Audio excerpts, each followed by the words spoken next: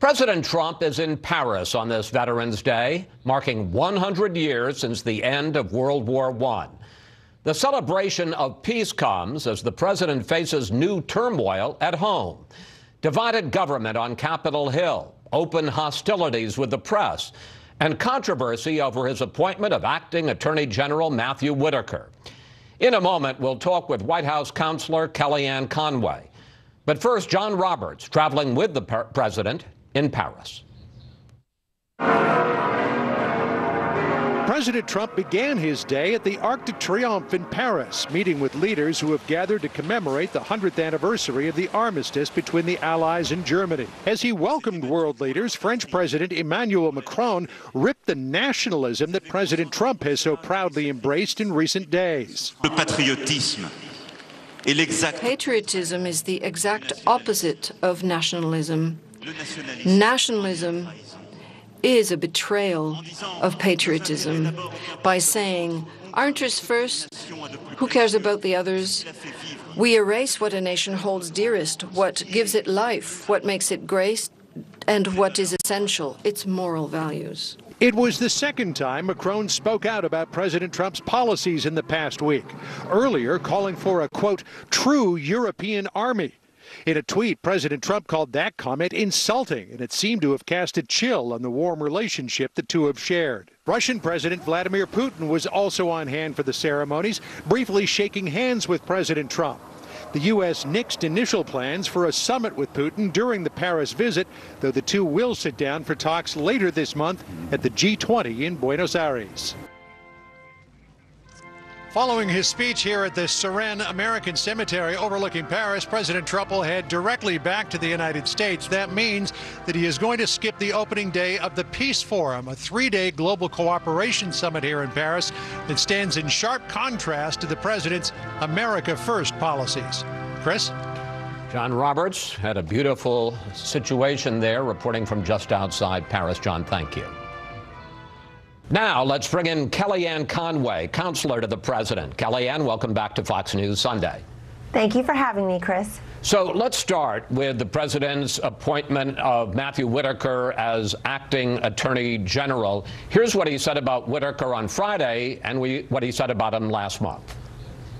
I don't know Matt Whitaker. Matt Whitaker worked for Jeff Sessions. I can tell you Matt Whitaker is a great guy. I mean, I know Matt Whitaker. So, does the president know Matt Whitaker or not? And specifically, did he know before appointing him that Whitaker was a critic of the special counsel's investigation? The president does know Matt Whitaker, has gotten to know him over the course of the last year since he has been the chief of staff to the attorney general. The president's point is it's not like he's putting a friend in there who he's known for his entire life. He's putting somebody who has been working at the Department of Justice for 13 months now in a very senior position as Chief of Staff to Attorney General Sessions. And the president has dealt with Matt Whitaker in many different situations in the White House. I've been in some of those meetings myself, so I've watched them interact. I've watched Mr. Whitaker brief the president and others in the room. If I may, specifically, Kellyanne, did he know that he was such a sharp critic of the Mueller investigation? I'm not aware of that because it's not even clear to me that Mr. Whitaker has been briefed on the Mueller investigation. He has been the chief of staff to a recused attorney general.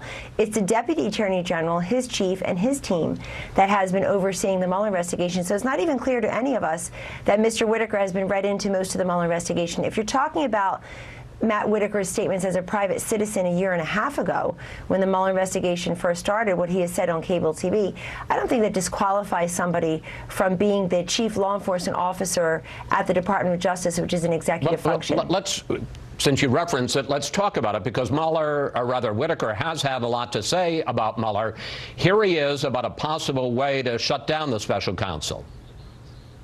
I can see a scenario where Jeff Sessions is replaced with a recess appointment, and that Attorney General doesn't fire Bob Mueller, but he just reduces his budget so low that his investigation grinds to almost a halt. And here's Whitaker on Mueller looking into President Trump's finances. I think that is a red line that's beyond the scope of the letter that the Deputy Attorney General issued and appointed Director Mueller as special counsel. And here is Whitaker on the centerpiece of the entire investigation. The truth is there was no collusion with the Russians in the Trump campaign. Given what seems to be, you say he hasn't been briefed since he came in, but at least his predisposition on the investigation, how can he fairly oversee it now? And specifically, if Whitaker were to decide to block a Mueller subpoena of the president, or were to decide that he would not send a full special counsel report to Congress, would the president back him on that? We are so far past the period in which those comments were made by Matt Whitaker as a private citizen, Chris, and here's why.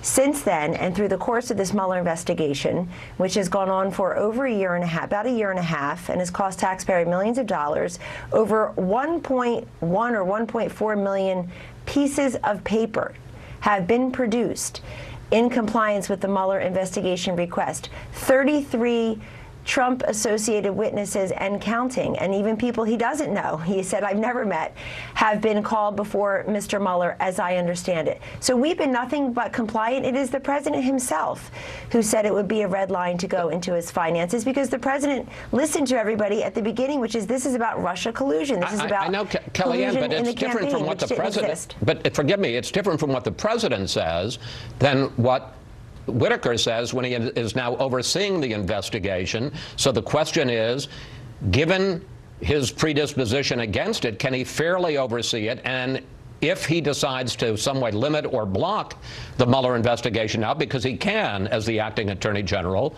will the president back him? The president is not looking. The president said he has not discussed the Mueller investigation with Whitaker. He's made that very clear the other day. I believe somebody asked him that question. I've never been witness to them discussing it, and I'll go a little bit farther. It would be a mistake to try to shut down the Mueller investigation in the way that you describe it, because we've been so compliant. And everything that was promised, Russia collusion, there were people out there, sit tight, there were Democrats out there, sit tight everyone, because he's not going to be in office very long. We'll find the electors, we'll recount in Michigan and Wisconsin, then we'll impeach him, or he won't like it in D.C. Guys, get used to it. And if there's proof of collusion, we're waiting to look at the final report. And I would just note to you that the gentleman who's been overseeing the Mueller investigation, the Deputy Attorney General Rod Rosenstein, has called Matt Whitaker a, quote, superb choice to be acting attorney general. I think that's important because people who are working with him feel confident that he can be the chief law enforcement officer at the Department of Justice. Chris, also just quickly, the Department of Justice does many important things to this country that don't involve Bob Mueller or this investigation. I understand. You know, but I think people need to realize that. No, I understand that, but I do want to, but this is the specific area where people are interested, and there's a controversy about Whitaker. There's also a controversy about whether his appointment as acting attorney general is even legitimate. And as you well know, your husband, George Conway, joined with a former Obama official to write this in the New York Times. It's unconstitutional, it's illegal, and it means anything Whitaker does or tries to do in that position is invalid. I know, Kellyanne, this is not your favorite subject, but here is what the president had to say about it on Friday. You mean Mr. Kellyanne Conway? He wrote that you were unconstitutionally appointing him. Is he wrong? He's just trying to get publicity for himself. Why don't you do this? Why don't you ask Kellyanne that question? So, following the president's direction, is your husband wrong about the constitutionality of it? Is he just trying to get publicity? And how do you feel about your husband so frequently publicly criticizing your boss? Well, it doesn't affect me or my job at all. I've never been doing better personally or professionally. People argue about the Constitution every day. That's why we have a United States Supreme Court. It's why we have an entire U.S. Circuit Court system. They are there to talk about conflicts within the Constitution and its interpretation. So he and his co-author have one opinion. The president and his attorneys have another. Respectfully, I offer my advice to the president in private. I don't need to put it on the opinion pages because I'm counselor to the president. And the president and his attorneys are convinced that there are at least 3 or 4 ways that this appointment does pass muster, is constitutional, under the Constitution, first of all, through the Vacancies Act. Also, there's a statute passed in 1998, and there's a 2003 Department of Justice opinion about this.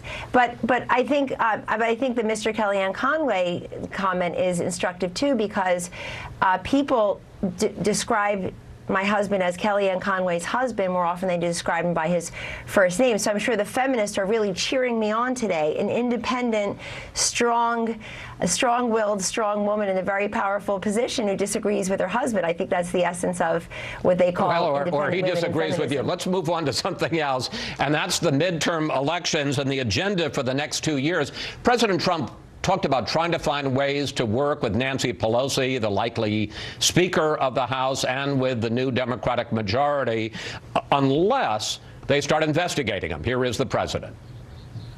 Can you compartmentalize that and still continue to work with them for the benefit of the rest of the country, No. or are all bets off? No. If they do that, then it's just all it is a warlike posture. But some presidents have been able to compartmentalize Kellyanne to do business at the same time that they're being investigated. Well, Chris, you should play the other clip of the president in that stem winder of a press conference from Wednesday where he said that there are a few areas he thinks that the Democrats are ready to work on. He mentioned trade, he mentioned immigration. I spoke with the president this morning. He called me from Paris, and he said, infrastructure, immigration, obviously the economy. We don't want to go backwards on these economic gains. And President Trump on Wednesday answered 68 questions from 35 reporters. It's unheard of. President Obama answered 22 questions from 10 reporters in the press conference after his midterm self-described shellacking, where he lost 63 seats in the House.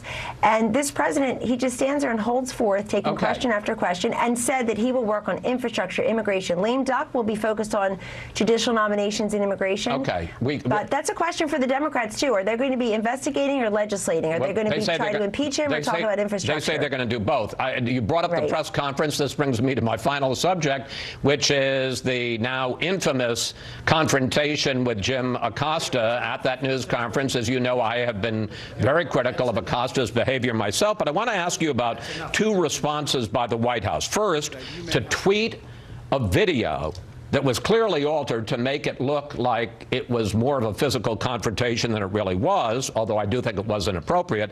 And second, to pull Acosta's pass to get into the White House and to threaten to do that to other reporters.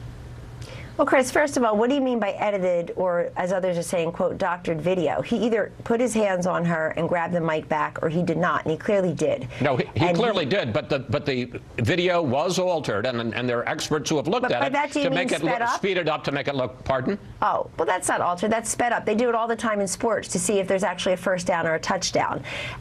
So I have to disagree with the, I think, overwrought description of this video being doctored as if we put somebody else's arm in there. He should have apologized to that young aide, and as far as I know, he has not. I'm much more interested in the work of Alex Acosta than Jim Acosta. He's the Secretary of Labor, doing a tremendous job for this country. But what the president said on Friday is instructive. You have to show respect to the White House, to the presidency, certainly to the president. And I think what Acosta did was very unfair to the rest of the press corps. There are many people who wanted to ask questions. But that occurred at the beginning of the press conference. Because we really are over time already. If the president, you say show respect, if a reporter writes a story that the president doesn't like, if a reporter asks a question the president doesn't like, are you now saying that it's fair to pull their pass and prevent them from getting access to the White House? Because that strikes at the heart of freedom of the press. Chris, if what you just described were the standard, we would have cleaned out the entire building 2 years ago. He gets a lot of unfair treatment by the press, but no, it's the disrespect at that moment in that incident.